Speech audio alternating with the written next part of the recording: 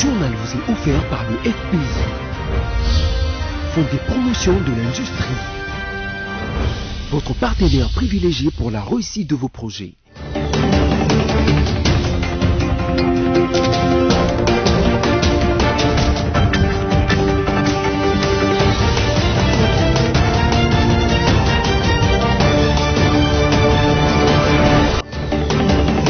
Votre besoin de vous informer est un devoir quotidien pour nous. Mesdames, mesdemoiselles et messieurs, bienvenue à notre journal.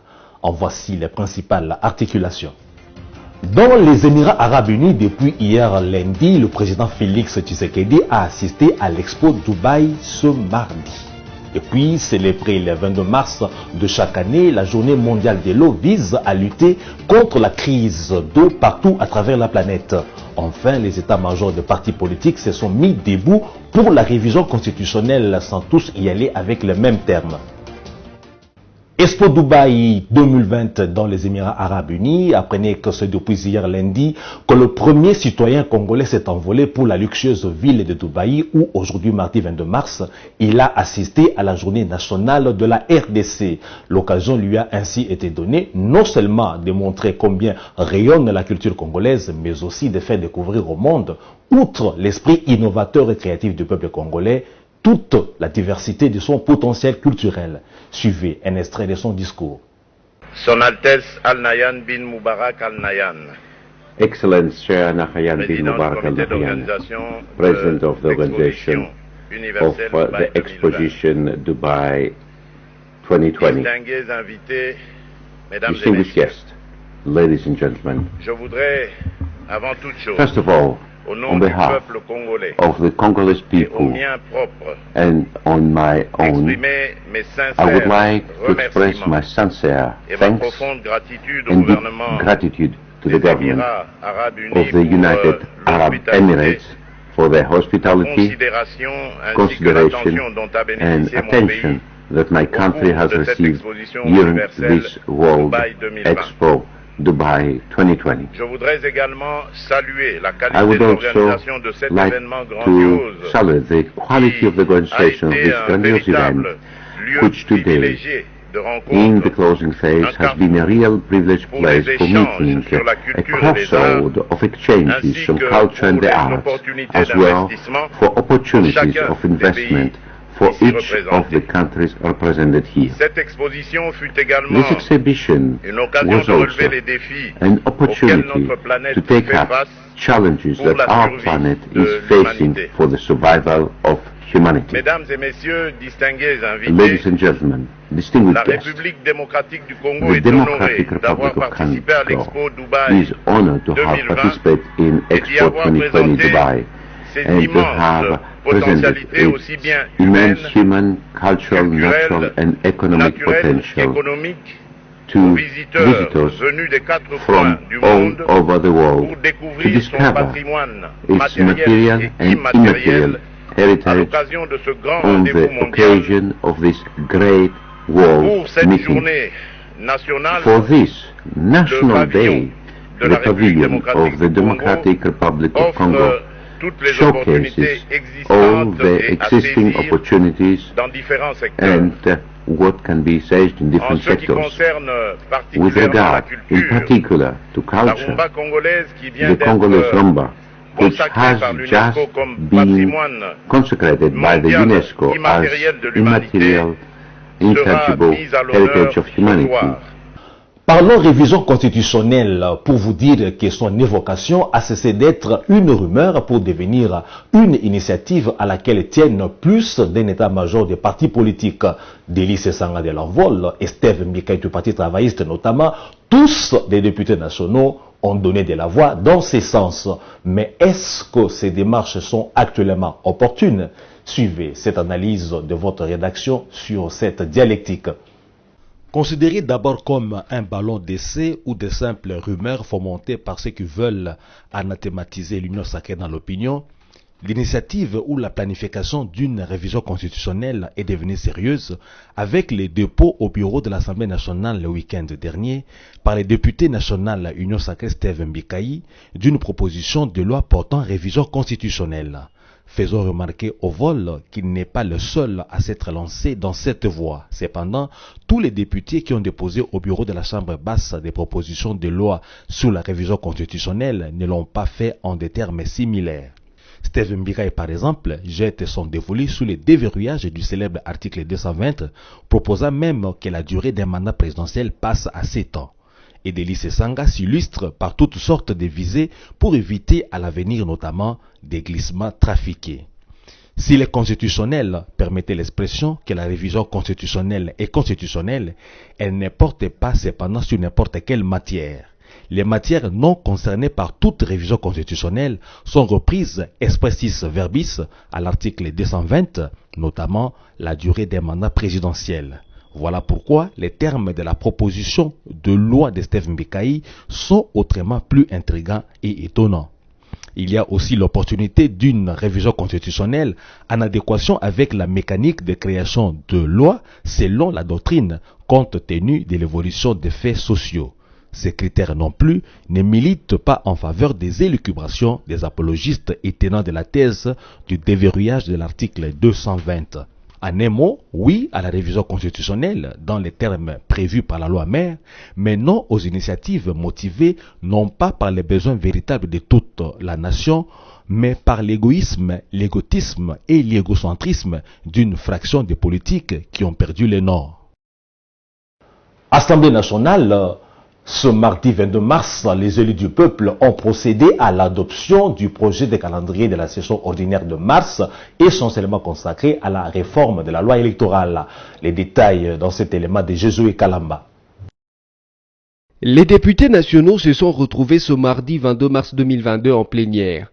Au menu de cette plénière, l'adoption du projet de calendrier de la session ordinaire de mars 2022 qui sera essentiellement consacré à la réforme de la loi électorale. Dans une mise au point faite par le speaker de la Chambre basse du Parlement, Christophe Mbosso, la conférence de présidents du mercredi 16 mars 2022 a débattu sur proposition du bureau le projet de calendrier de travaux et cela sur pied de l'article 60 alinéa 4 du règlement intérieur de l'Assemblée nationale. Ces projets de calendrier prend en compte l'ensemble des initiatives des députés qui se sont attendus de leur processus de validation. Il comporte en tout 73 points, 10 matières non législatives et 63 matières législatives. Un débat houleux a été ouvert à la suite de l'examen de cet agenda. Au total, 25 députés ont pris la parole sur les différentes matières du calendrier, entre autres le mandat de la CNDH, certaines propositions de loi qui ont été omises par les services en vue de leur reprogrammation. Selon le communiqué convoquant cette plénière, Joseph Lembi Lubula, rapporteur de l'Assemblée nationale, mentionne que les honorables députés dont les initiatives ne sont pas reprises dans le calendrier sont priés de les réintroduire en tenant compte des observations du bureau d'études en vue de leur intégration. Au sujet des députés provinciaux qui seraient invités à Kinshasa, notez qu'à part la tragédie qui a emporté 3 d'entre eux consécutivement à un accident de circulation sur le pont Maïndombe la semaine passée à la province du Kwilu, ceux parmi eux arrivés et logés dans des hôtels à Kinshasa ne seraient pas au bout de leur peine. 48 heures après, ils sont sommés de quitter ces hôtels. Mécontents et confus, ils semblent ne plus rien comprendre à ce qui leur arrive. Programme du développement des 145 territoires, l'atelier de sensibilisation, d'information et d'appropriation du dit programme aura été l'occasion pour la population congolaise de comprendre comment les provinces de la République démocratique du Congo sont gérées. Très vexé visiblement après s'en être aperçu, le patron de la territoriale s'est livré à des graves dénonciations sur la gestion chaotique des provinces. Daniel Asselo indexe un groupe de Congolais qui s'emploie à prendre en otage les provinces du pays. On l'écoute. En tant que ministre de l'Intérieur, de constater que les députés provinciaux de la République démocratique du Congo n'arrivent pas à comprendre la chose politique qui est en train de se passer dans ce pays. Je vais vous donner une illustration, parce que je sais qu'il y en a qui sont instrumentalisés par leurs collègues. Je ne peux pas m'empêcher de parler de moi-même. Ma province du Sankourou, ça fait 3 ans que Félix Tshisekedi est président de la République. Cette province n'a jamais eu, jamais et alors jamais un gouvernement provincial. C'est à cause de qui? C'est à cause de ces députés provinciaux. C'est à cause de ces députés provinciaux qui ne cherchent que l'argent. Ils ont, suite aux instructions leur données par leurs députés nationaux et sénateurs, mis cette province du Sankourou dans la situation où elle est aujourd'hui. Et au lieu que les députés provinciaux des autres provinces soient solidaires à cette population du Sankourou, ils viennent crier sur le ministre de l'Intérieur que je suis parce qu'ils sont instrumentalisés par les collègues du Sankourou. Ce n'est pas normal. Il y a des députés. Le président de la République a envoyé de l'argent, 500 000 à chaque province. Nous sommes informés qu'il y a des gouverneurs de province qui ont pris cet argent et qui se les sont distribués avec certains députés pour qu'ils ne soient pas évincés de leur poste.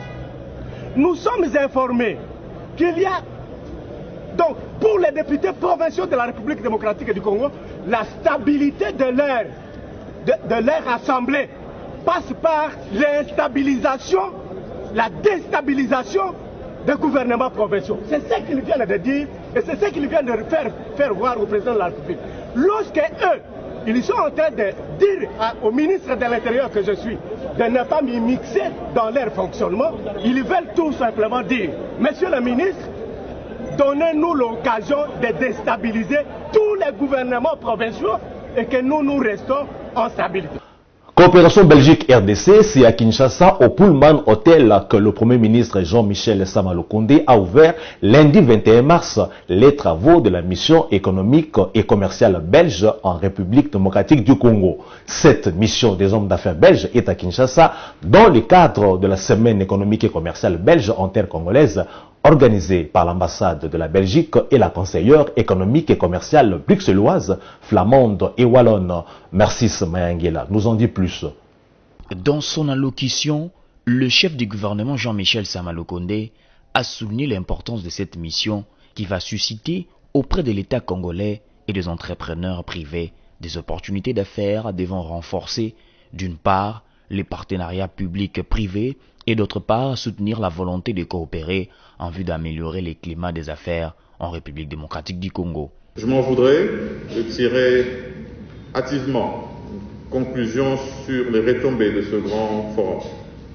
Car d'ores et déjà, la Belgique, pays avec qui nous tissons des liens séculiers de longue date, a mis sur orbite des engagements souscrits au terme de ce sommet, à travers une équipe mais ô combien représentative et qu'on a même qualifiée d'équipe musclée de 90 sociétés belges, toutes tendances confondues, afin de susciter dans le chef de l'État congolais et des entrepreneurs privés des opportunités d'affaires devant renforcer d'une part le partenariat public-privé et d'autre part soutenir la volonté de coopérer en vue d'améliorer le climat des affaires dans notre pays. Il pense que les intérêts de ces assises résultera des discussions de différents panels déjà inscrits au programme, tant par la qualité des intervenants que des interactions qui résulteraient des échanges entre les partenaires conviés à ces forums. Pour exposer ce que son pays peut apporter dans ses partenariats économiques, le chef du gouvernement, dans son monde de circonstances, a vanté les potentiels de la RDC, sa superficie, ses ressources minières, son massif forestier, sa biodiversité et son potentiel photovoltaïque. Le rendant ainsi fréquentable et ouvert à l'investissement étranger, plus particulièrement le vôtre ce jour. À notre pays, un potentiel énergétique d'environ 37% du potentiel africain et 6% du potentiel mondial, exploitable évalué à plus de 100 000 gigawatts. Sur 786 sites et à travers 945 territoires et 76 000 villages. Il s'est de souligner que cette mission économique débarque à Kinshasa juste après la récente tenue à Bruxelles du 6e sommet Union européenne-Union africaine, où le Premier ministre avait représenté le président de la République, Félix-Antoine Tshisekedi. L'accord de coopération Bruxelles-Kinshasa, dont l'existence remonte à avril 2016, est à l'heure de sa redynamisation.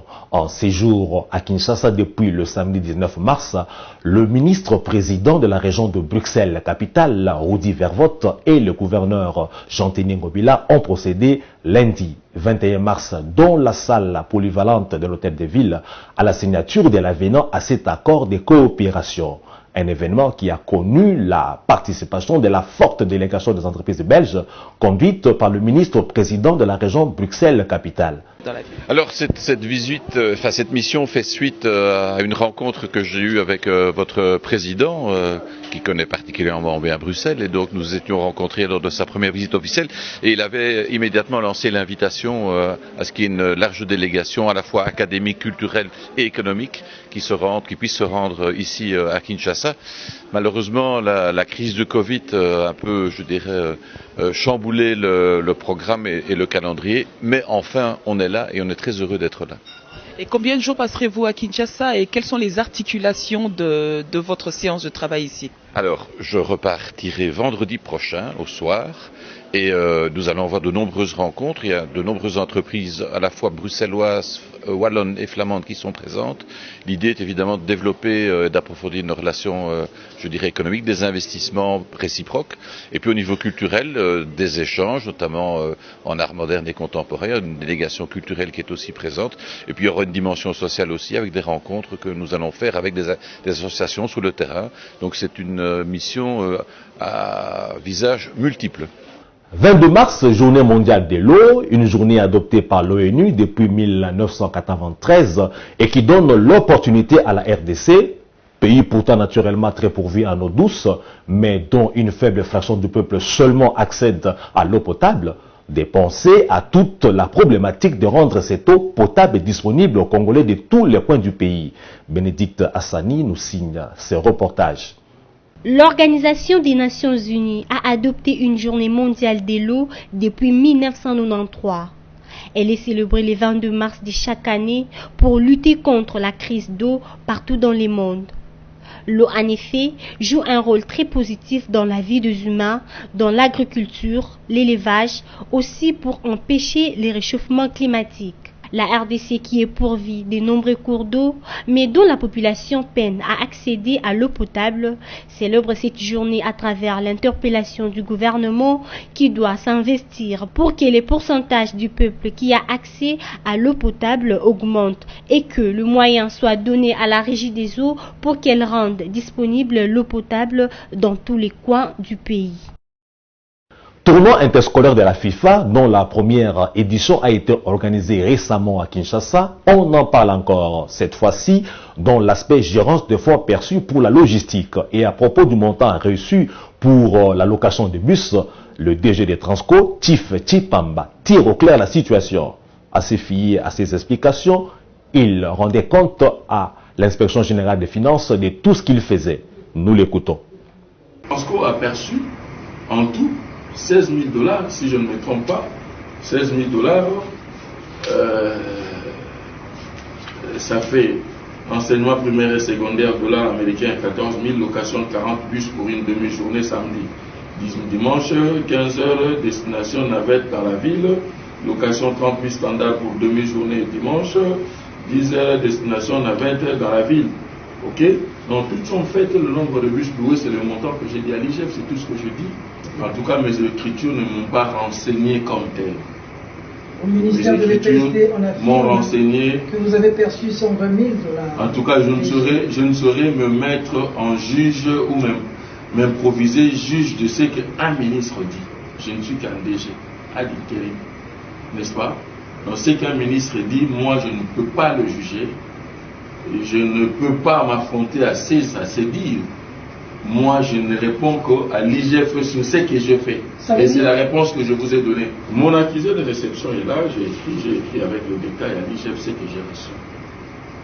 Ok?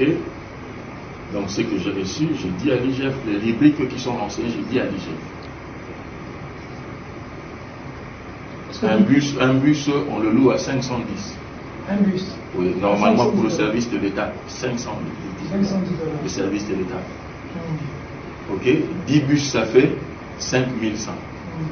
100 bus. Ça fait 51 000. Voilà, donc il y a des. Les écritures de ce mois ne me renseignent pas ça. Peut-être le quart de ce. Le quart de. Avec des pénalités et tout. Les pénalités n'ont fait que 1 800 $.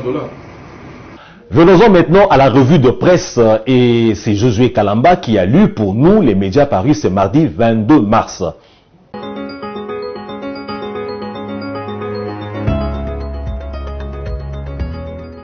Merci de poursuivre avec les journaux parus en ligne ce mardi. Expo Dubaï 2020, le président Félix Tshisekedi aux Émirats Arabes Unis pour la journée dédiée à la RDC.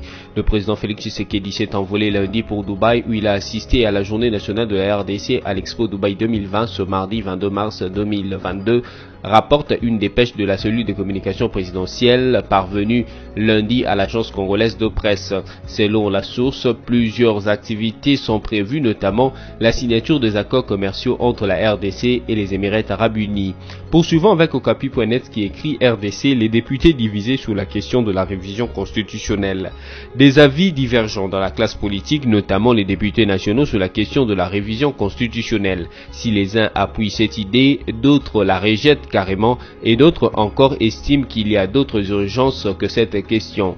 Intervenant lundi 21 mars à Radio Okapi, Delis Esanga plaide notamment pour les rétablissements de 2 tours de la présidentielle. Il demande aussi la démission du chef de l'État si le corps électoral n'est pas convoqué 3 mois avant les élections. Terminons avec Forum des As qui note en grand titre Léopard. Après 3 ans et 2 mois, l'enfant prodige Meshak Elia signe son comeback. L'international congolais Meshak Elialina est attendu à moins de 24 heures à Kinshasa pour la double confrontation de barrage de la Coupe du Monde Qatar 2022 entre les Léopards de la RDC et les Lions de l'Atlas du Maroc. Les sociétaires de Young Boys, division 1 suisse, est sur la liste de 28 présélectionnés par le sélectionneur argentin Hector Cooper. Cet attaquant virevoltant signe son comeback dans la tanière des Léopards après 3 ans et 2 mois, soit au 8e des finales de la CAN en Égypte le 7 juillet 2019 contre Madagascar. C'est par cette note sportive que s'achève cette revue de presse. Merci à vous qui l'avez suivi.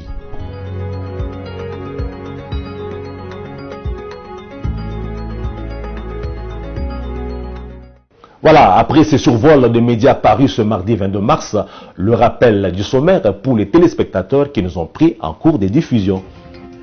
Dans les Émirats Arabes Unis, depuis hier lundi, le président Félix Tshisekedi a assisté à l'Expo Dubaï ce mardi. Et puis, célébrer le 22 mars de chaque année, la journée mondiale de l'eau vise à lutter contre la crise d'eau partout à travers la planète.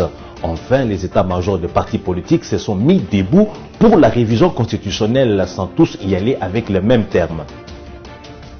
Bon final à notre journal. Merci à vous tous, estimés téléspectateurs, de nous avoir suivis et surtout de rester fidèles au programme de BCTV.